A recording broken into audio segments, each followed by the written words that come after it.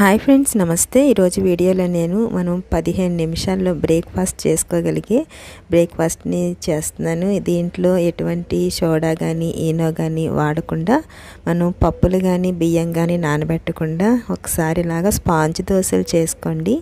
చాలా టేస్టీగా ఉంటాయి. అలాగే ఒకసారి ఎలా చేసుకోవాలో చూద్దాం. ఇది చేసుకోవడానికి 1 కప్పు బియ్యం పిండి తీసుకున్నాను. పొడి బియ్యం పిండి ఇది.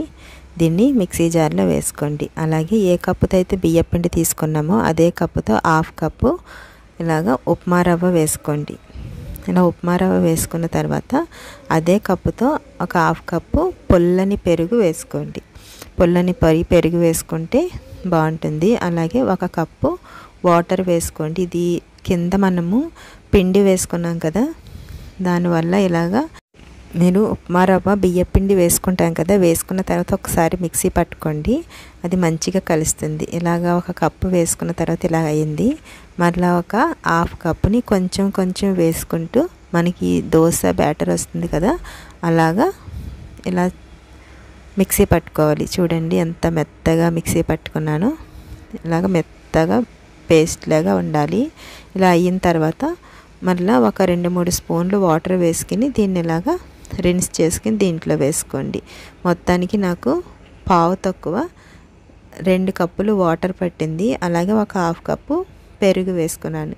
ఈ క్వాంటిటీతో మీరు వేసుకున్నట్టయితే మంచిగా వస్తాయి. అలాగే 1/2 teaspoon salt, 1 spoon sugar వేసుకోండి. షుగర్ వేసుకోవడం వల్ల మంచి కలర్ వస్తుంది. అంతేగాని ఇది స్వీట్గా మాత్రం ఉండవు.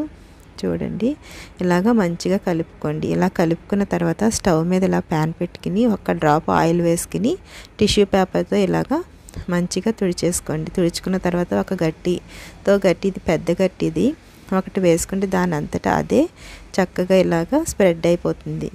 దీన్ని ఇంకా మనము దోశ కింద వేసుకొని అవసరం లేదు. పల్చగా ఇలా వేసుకుంటే స్పాంజ్ దోశలాగా ఉంటాయి. కొంచెం ఆయిల్ వేసుకోండి. ఆయిల్ వేసుకున్న తర్వాత దీన్ని ఇలాగా చూడండి ఎంత మంచి కలర్ వచ్చిందో చూసారా. ఇప్పుడు మనం సేమ్ అలాగే ఒకసారి దీన్ని ఇలా టిష్యూ పేపర్తో తుడుచుకుని ఇలా గట్టి పైకంట ఇలా అన్నామంటే మనకి ఆ ఫోర్స్ని బట్టి మనకి దోశ అనేది వస్తుంది. చూసారు కదా ఫ్రెండ్స్, మీకు నా వీడియో నచ్చినట్లయితే ప్లీజ్ సబ్స్క్రైబ్ చేసుకోండి. అలాగే పక్కనే ఉన్న బెల్ ఐకాన్ క్లిక్ చేస్తే ఆల్ అనే బటన్ వస్తుంది. దాన్ని ప్రెస్ చేస్తే నేను ఏ వీడియో పెట్టినా మీకు నోటిఫికేషన్ వస్తుంది. Okay friends, thanks for watching. Please like చేయండి.